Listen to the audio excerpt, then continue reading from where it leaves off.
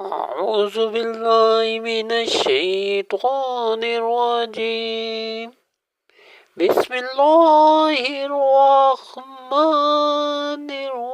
الرحيم. يا أيها الذين آمنوا استعينوا بالصبر والصلاة إن الله مع الصابرين.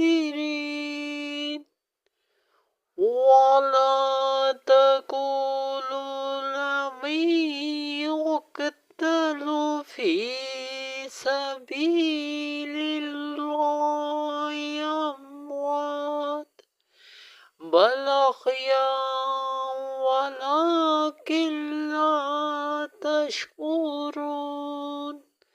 ولنبلونكم بشيء من الخوف والجوع ونقص من الأموال والأنفس والثمرات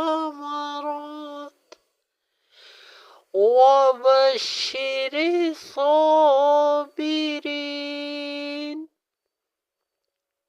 آمنت بالله صدق الله العظيم.